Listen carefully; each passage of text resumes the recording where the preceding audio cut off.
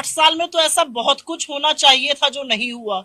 8 साल में पहली बार एक किसान, दुख होता है मुझे ये कहते हुए, महाराष्ट्र का एक किसान, केदारी अगर उनका नाम मुझे याद है, तो उन्होंने आत्महत्या करते हुए अपने सुसाइड नोट में प्रधानमंत्री का नाम लिखा। ये दुख की बात है इस देश के लिए कि 75 साल बाद आजादी के अगर एक किसान आत्महत्या कर रहा है तो वो ये कह के कर रहा है कि प्रधानमंत्री जी मेरी आत्महत्या के लिए आप रिस्पॉन्सिबल हैं, आप अपने अलावा किसी की बात सुनते नहीं है, समझते नहीं है, आपने न्यूनतम समर्थन मूल्य भी नहीं दिया और हमारा जो इनपुट कॉस्ट थी वो बढ़ती गई।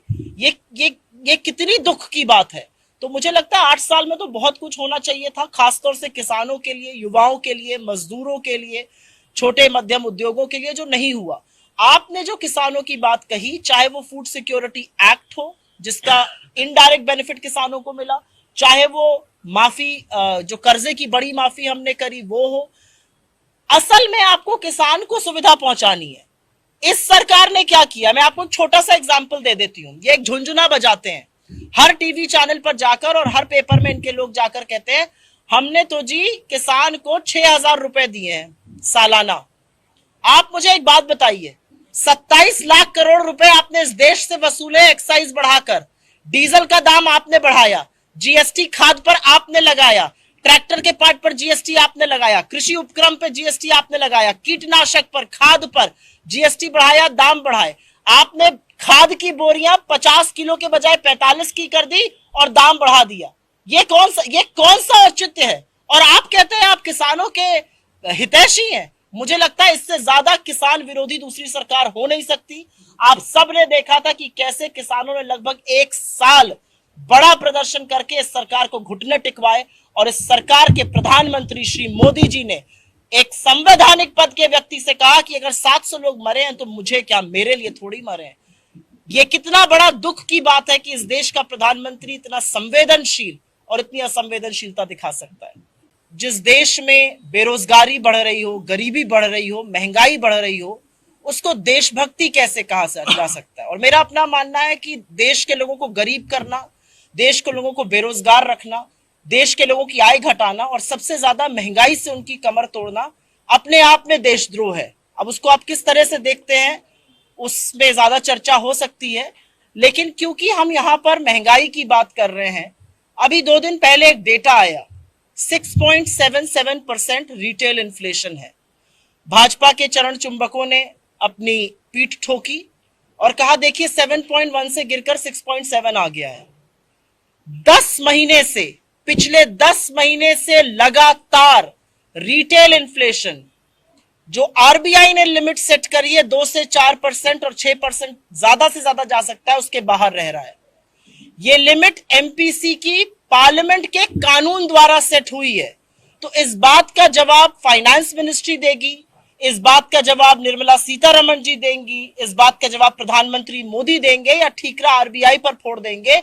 ये अपने आप में एक बहुत बड़ा सवाल है। 10 महीने हो गए और लगातार इन्फ्लेशन 6% से ऊपर रह रहा है, ये पहली बात है। और उसमें अगर आप फूड इन्फ्लेशन को देखिए, जो खाने के सामानों में वृद्धि हो रही है, चाहे वो आटा, गेहूं, चावल, जो अब खबर आई है कि उसके दाम दुगने हो रहे हैं, आप सिर्फ ये देखिए, जो खाने का तेल है वो 70 रुपए से 220 हो गया है, आटा जो है वो 22 से 40 हो गया है, पीने वाला दूध 35 से 60 पहुंच गया है।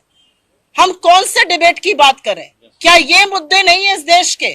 मोदी जी कहते थे पकौड़ा तलो नौकरी के नाम पर, पकौड़े तलने वाला तेल आपने 70 से 220 कर दिया और जिस गैस पे तला जाता वो 410 से 1200 पे बिक रही है।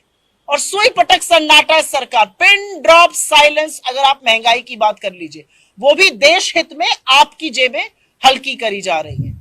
जिस देश में बेरोजगारी बढ़ रही हो, गरीबी बढ़ रही हो, महंगाई बढ़ रही हो, उसको देशभक्ति कैसे कहा जा सकता है? और मेरा अपना मानना है कि देश के लोगों को गरीब करना, देश के लोगों को बेरोजगार रखना, देश के लोगों की आय घटाना और सबसे ज्यादा महंगाई से उनकी कमर तोड़ना अपने आप में देशद्रोह है। अब उसको आप किस तरह से देखते हैं उसमें ज्यादा चर्चा हो सकती है, लेकिन क्योंकि हम यहां पर महंगाई की बात कर रहे हैं, अभी 2 दिन पहले एक डेटा आया, 6.77% रिटेल इन्फ्लेशन है। भाजपा के चरण चुंबकों ने अपनी पीठ ठोकी और कहा देखिए 7.1 से गिरकर 6.7 आ गया है।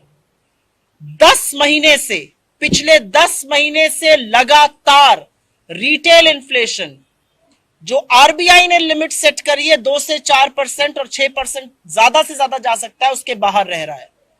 ये लिमिट एमपीसी की पार्लियामेंट के कानून द्वारा सेट हुई है।